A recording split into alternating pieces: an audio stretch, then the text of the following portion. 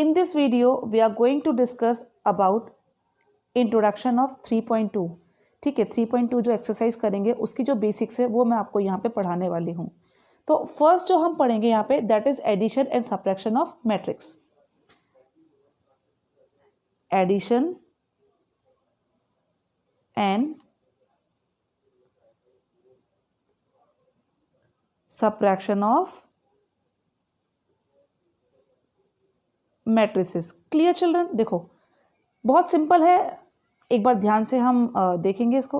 एक एग्जाम्पल से इसको समझते हैं। हमें अगर दो मैट्रिक्स दी है 80, 60, 75, 65, 90, 65। ठीक है, देखो हमें क्या करना है, ये हमें मैट्रिक्स दी है 3x2 की और हमें इसमें ऐड करना है 90, 50, 70, 55, 75, 75। ये भी 3x2 की मैट्रिक्स है, तो हमें यहाँ पे ऐड करना है। ठीक है, इन दोनों जो मैट्रिक्स है इन दोनों मैट्रिक्स को हमें ऐड करना है। तो जब भी हमें एडिशन या सब्ट्रैक्शन दिया है तो हमें दो चीज़ याद रखनी है। फर्स्ट चीज that order should be same of both the matrix. Order should be same of both the matrices. ठीक है, जितने भी हमें मैट्रिक्स दिए हो, दो भी दिए हैं, दो से ज़्यादा भी दे सकते हैं, तो ये हमें चेक करना है कि उनका ऑर्डर सेम होना चाहिए।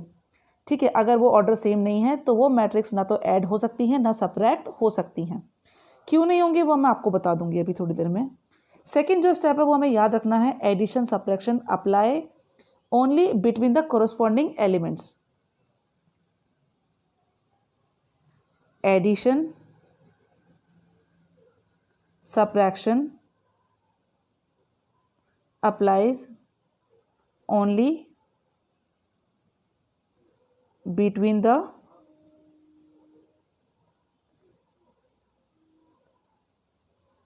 corresponding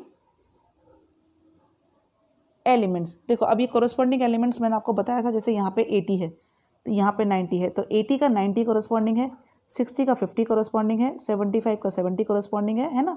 तो ये कोरोस्पॉन्डिंग एलिमेंट्स होते हैं। अब यहाँ पे ये लिखा है that addition subtraction applies only between the corresponding elements. Children देखो, जब भी हम ऐड करेंगे या सब्ट्रैक्ट करेंगे तो 80 में से इसको ही ऐड करेंगे, ऐसा नहीं है 80 में से इसको सब्ट्रैक्ट कर दिया, 75 में से 55 को कर दिया, 65 में से 75 को कर दिया। नो, हमें सिर्फ कोरोस्पॉन्डिंग एलिमेंट्स ही ऐड और सब्ट्रैक्ट करने हैं। Clear children? तो हम यहाँ पे करके देखते हैं। देखो जैसे हम 80 + 90 ये लिख दिया, 60 + 50 ये आ गया, 75 + 70, 65 + 55, 90 + 75, 65 + 75। ठीक है चिल्ड्रन, देखो बस अब हम इसको ऐड करके फाइनल मैट्रिक्स बना लेंगे, वही हमारी मैट्रिक्स आ जाएगी और जो आंसर आएगा हमारा वो भी सेम इसी ऑर्डर का आना चाहिए। 3x2 का देखो 3 रोज हैं, 2 कॉलम्स है, तो वही इसका आंसर आएगा। ऐड कर लेते हैं, सिंपल, अब तो बहुत ही सिंपल है। तो 80 + 90 170, 60 + 50 110, 75 + 70 145, 65 + 55 120, 90 + 75 560 एंड 65 + 75 10 40। ठीक है, ये आ गया हमारा answer. I hope this is clear to you. अब मैंने आपको बताना था चिल्ड्रन कि ऑर्डर सेम क्यों होने चाहिए बोथ द मैट्रिक्स में। देखो एक बिना सेम ऑर्डर के मैट्रिक्स का हम ऐड या सब्ट्रैक्ट करने की कोशिश करते हैं। एक एग्जांपल लेते हैं, x y z a b c। ठीक है, ये 2x3 की मैट्रिक्स है और इसको हमें ऐड करना है 1 4 3 4 से। ठीक है, ये 2x2 की मैट्रिक्स है। Clear children? अब देखो मैंने आपको बताया था, तो कोरोस्पॉन्डिंग एलिमेंट से ही हम ऐड या सब्ट्रैक्ट कर सकते हैं। तो x का कोरोस्पॉन्डिंग 1 है, चलो इसको ऐड कर देंगे तो ये x + 1 हो जाएगा। क्लियर? y का कोरोस्पॉन्डिंग 4 है, ये इसको ऐड हो जाएगा तो यहाँ पे ये ऐड हो जाएगा y+4, ठीक है, वो भी हम लिख देंगे। यहाँ पे a का कोरस्पॉन्डिंग 3 है, ये ऐड हो जाएगा, b का कोरस्पॉन्डिंग 4 है, ये भी ऐड हो जाएगा। अब चिल्ड्रन अगर मैं z की बात करूँ तो z का कोरस्पॉन्डिंग तो है ही नहीं, ऐसे ही c का कोरस्पॉन्डिंग नहीं है। तो चिल्ड्रन जब भी हम मैट्रिक्स सॉल्व करते हैं तो उसमें ऐसा नहीं है कि सिर्फ इन दोनों को ऐड कर दिया और इन दोनों को ऐड कर दिया, बाकी दो को खाली छोड़ दिया, नहीं। जितने भी एलिमेंट्स होते हैं उनका कोई ना कोई ऑपरेशन के लिए साथ में कोरस्पॉन्डिंग एलिमेंट्स होना चाहिए। अगर वो नहीं होता है तो वो मैट्रिक्स आगे फर्दर सॉल्व नहीं होगी। इसीलिए चिल्ड्रन ये फर्स्ट स्टेप बताया है दैट ऑर्डर जो भी मैट्रिक्स का होगा वो सेम होगा when we are performing addition और सब्ट्रैक्शन। Clear children? ऐसे ही हम एक माइनस का एग्जाम्पल देख लेते हैं, सब्ट्रैक्शन का एग्जाम्पल देखते हैं। सब्ट्रैक्शन का देखो 2 3 4 रेंडमली ले लिया है मैंने, 8 2, ये 2 क्रॉस 3 की मैट्रिक्स है एंड इसको माइनस करना है 1 2 4 2 1 5, ये भी 2 क्रॉस 3 की मैट्रिक्स है। क्लियर? अब देखो दोनों के ऑर्डर सेम है, पहली चीज़ तो ऑर्डर सेम है तो कोरस्पॉन्डिंग एलिमेंट्स भी हमें मिल जाएंगे। तो देखो हम क्या करेंगे, 2 -1 2 -1, 3 -2 3 -2, 4 -4 4 -4, 6 -2 6 -2, 8 -1 8 -1, 2 -5 2 -5। बस आगे इसको हम सॉल्व करके लिख देंगे और वो हमारा आ जाएगा subtraction. I hope this part is clear to you.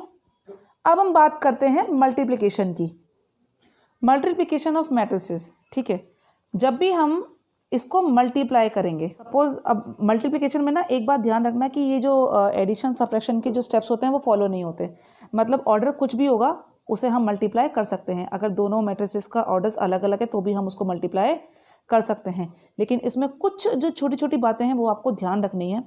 Suppose ये कोई मैट्रिक्स है 3 क्रॉस 2 की, जिसे हमें मल्टीप्लाई करना है कोई और मैट्रिक्स है 2 क्रॉस 4 की। ठीक है, इससे हमें मल्टीप्लाई करना है। पहली मैट्रिक्स का नंबर ऑफ कॉलम दूसरी मैट्रिक्स के नंबर ऑफ रोज के इक्वल आनी चाहिए। ठीक है, मतलब पहली मैट्रिक्स का जो नंबर ऑफ कॉलम है दैट इज 2, दूसरी मैट्रिक्स का जो नंबर ऑफ रोज हैं ये सेम होना चाहिए। अगर ये सेम नहीं है तो मल्टीप्लिकेशन पॉसिबल नहीं होगा। ठीक है चिल्ड्रन, तो देखो हम number of column number of रोज, ये मैंने आपको बता दिया कि पहले ये फर्स्ट मैट्रिक्स है और ये सेकंड मैट्रिक्स है। फर्स्ट मैट्रिक्स का number of column second matrix का नंबर ऑफ रोज के इक्वल होना चाहिए। अब मल्टीप्लाई कैसे करते हैं, ये इसका बेसिक कंसेप्ट था जो हमें याद रखना है। तो एक मैं आपको मल्टीप्लाई करके बताती हूँ। 3 4 3, ये 4 5 3, ये 2 क्रॉस 3 की मैट्रिक्स है जिसे हमें मल्टीप्लाई करना है 3 4 6 7 2 3 2 4 7, ये 3 क्रॉस 3 की मैट्रिक्स है। ठीक है, इससे हमें इसको मल्टीप्लाई करना है। अब जब भी हम मल्टीप्लाई करेंगे एक बात का ध्यान रखना है चिल्ड्रन, जब भी हम मल्टीप्लाई करेंगे we multiply row of first matrix to the column of second matrix. Clear? लिख देती हूं, multiply row of first row of first matrix to the column of second matrix, है ना। फर्स्ट जो मैट्रिक्स है उसकी रोज मल्टीप्लाई होंगी और सेकेंड मैट्रिक्स के कॉलम मल्टीप्लाई होंगे। मतलब 6 4 3 मल्टीप्लाई होगा 3 7 2 से, फिर ऐसे ही ये इनसे मल्टीप्लाई होगा। कैसे होगा वो मैं आपको बताती हूँ। देखो एक बहुत सिंपल याद रख लो, रो इनटू कॉलम, ये हमें मल्टीप्लाई करना है। ठीक है, अब देखो कैसे करेंगे चिल्ड्रन।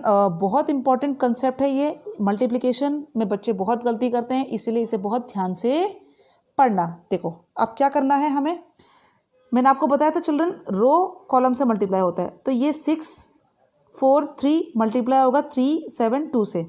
तो A11 पे जो वैल्यू आएगी देखो यहाँ पे हम करेंगे R1 इंटू C1। क्लियर। यहाँ पे अब R1 क्या है 6 4 3, 6 को 3 से करेंगे, 6 3 जा 18, 6 इंटू 3, बीच में साइन आएगा प्लस का, देन 4 7 से होगा, 4 इंटू 7, फिर प्लस आएगा 3 इंटू 2, 3 इंटू 2, ये फर्स्ट इसका एलिमेंट बनेगा। कैसे बनेगा, 6 को 3 से मल्टीप्लाई करेंगे, प्लस 4 को 7 से करेंगे, प्लस 3 को 2 से करेंगे, ये आ गया। ठीक है, अब हम चलते हैं सेकेंड एलिमेंट की तरफ। यहाँ पे क्या हो जाएगा, रो 1 होगा लेकिन कॉलम सेकेंड हो जाएगा। इसी रो को सेकेंड कॉलम से करना है। 6 को 4 से करेंगे, 6 इंटू 4 प्लस साइन कर देंगे, 4 को 2 से करेंगे, 4 इंटू 2, प्लस 3 को 4 से करेंगे, 3 into 4। Clear children, first row second column. अब ऐसे ही यहाँ पे फर्स्ट रो कॉलम 3। ठीक है, ये फर्स्ट रो और ये कॉलम 3। 6 को 6 से करेंगे, 6 into 6 plus 4 into 3, 4 into 3 plus 3 into 7 plus 3 into 7। Clear children, अब ऐसे ही सेम प्रोसीजर हम परफॉर्म करेंगे रो 2 के साथ। रो 2 का कॉलम 1 से, रो 2 का कॉलम 2 से और रो 2 का कॉलम 3 से। देखो क्या आएगा, रो 2 की बात चल रही है, अब हम रो 2 कॉलम 1 से करेंगे मल्टीप्लाई। 4 को 3 से करेंगे, 4 इंटू 3 प्लस 5 को 7 से करेंगे, 5 इंटू 7 प्लस 3 को 2 से करेंगे, 3 इंटू 2। ऐसे ही इस सेकेंड रो को सेकेंड कॉलम से करेंगे, रो 2 इंटू कॉलम 2। ये लिखने नहीं है चिल्ड्रन, मैंने सिर्फ आपको समझाने के लिए मैं यहाँ पे लिख रही हूँ ताकि आपको याद रहे। बाकी आगे जब हम क्वेश्चंस करेंगे तब हम उसमें इसको बिल्कुल नहीं लिखेंगे, सिर्फ वो दिमाग में रखेंगे उस कॉन्सेप्ट को। ठीक है, तो अभी आप अच्छे से इसको समझ लीजिए हम कैसे मल्टीप्लाई करते हैं। 4 into 4, 4 into 4 plus 5 into 2, 5 into 2 plus 3 into 4, 3 into 4। ठीक है, अब हम चलेंगे रो 2 इंटू कॉलम 3 की तरफ। 4 को 6 से करेंगे, 4 into 6 plus 5 into 3, 5 into 3 plus 3 into 7, 3 into 7। ठीक है, बस अब हमें इसको सॉल्व करके लिख देना है, बहुत ईजी हो गया अब तो ये। तो देखो क्या हो जाएगा, बस बेसिक हमें यही कंसेप्ट समझना है कि ये लिखना कैसे है।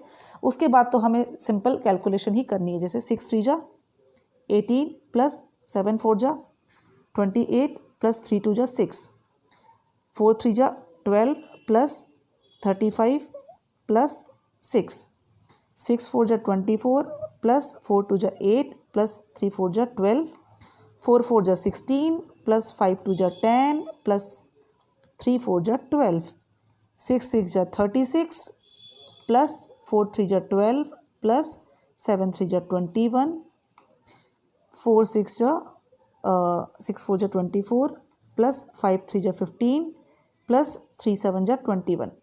ठीक है चिल्ड्रन, इसको ऐड करके लिख दो। 16 प्लस 6 ये हो जाएगा 52, और ये हो जाएगा 24 प्लस 8, 24 प्लस 12, तो ये हो जाएगा 44। ये हो जाएगा 2 प्लस 1 3, 3 प्लस 5 9 एंड 3 1 ये 2 6। ये आ जाएगा चिल्ड्रन 35 प्लस टी 41 51 53, 16 प्लस 10 26 36 38 24 60। ठीक है चिल्ड्रन, और ये मैट्रिक्स बनी हमारी 2 क्रॉस 3 की। ठीक है, अब देखो 2 क्रॉस 3 की मैट्रिक्स बनी हमें। अब हम ये चेक करेंगे 2 क्रॉस 3 की मैट्रिक्स कैसे बनी, वो भी मैं आपको एक एग्जांपल से बताऊंगी। देखो हमने ये किया था, हमें जैसे हमें क्रॉस चेक करना हो ना कि हमारी मैट्रिक्स जो ऑर्डर है वो सही है या नहीं है, तो हम क्या करेंगे चिल्ड्रन। देखो मैंने आपको बताया था कि जब हम मैट्रिक्स को मल्टीप्लाई करते हैं तो नंबर ऑफ रोज को नंबर ऑफ कॉलम से करते हैं। ठीक है, तो एक चीज़ हमें ध्यान रखनी होती है मल्टीप्लिकेशन में कि जो फर्स्ट मैट्रिक्स है उसके जो कॉलम है वो सेकंड मैट्रिक्स के रो के इक्वल होने चाहिए। ठीक है, तो जो आंसर आएगा उसकी मैट्रिक्स अगर हमें चेक करनी हो तो इस बात का हमेशा ध्यान रखना है चिल्ड्रन कि फर्स्ट मैट्रिक्स का रो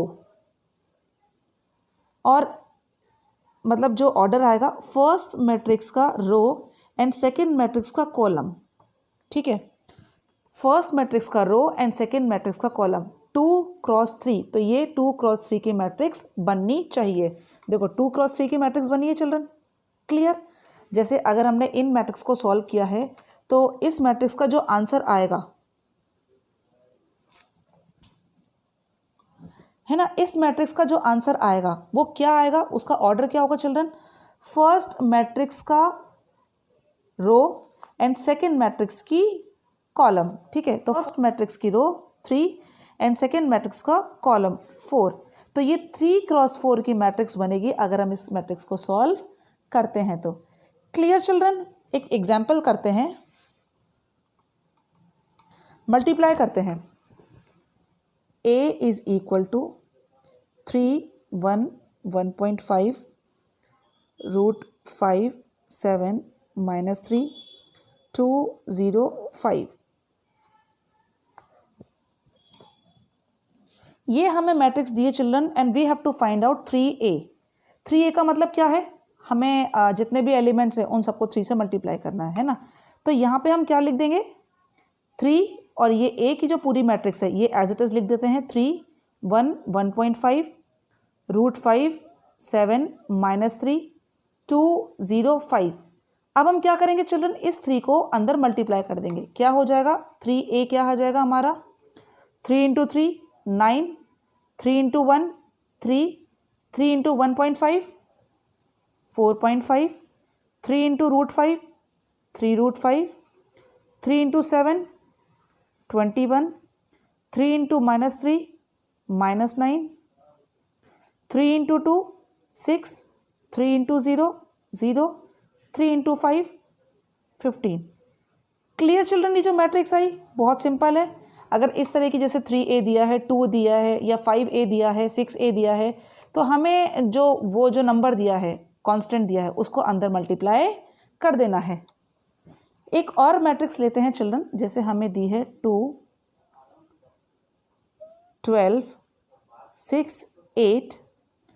तो जैसे हमने अंदर मल्टीप्लाई किया था ऐसे ही हम कॉमन भी निकाल सकते हैं। देखो अगर आप ध्यान से देखें तो सारे इवन नंबर्स हैं, 2 के मल्टीपल हैं, तो हम यहाँ से 2 को बाहर निकाल सकते हैं। तो ये क्या हो जाएगा, देखो यहाँ से 2 कॉमन लिया तो यहाँ 1 बचेगा, यहाँ 6, यहाँ 3 और यहाँ 4। तो इस मैट्रिक्स को हम इस तरह से भी डिनोट कर सकते हैं। क्या किया है हमने, वी हैव टेकन 2 कॉमन, है ना, हमने 2 यहाँ से कॉमन लिया है। तो चिल्ड्रन ये थे इंट्रोडक्शन था 3.2 का।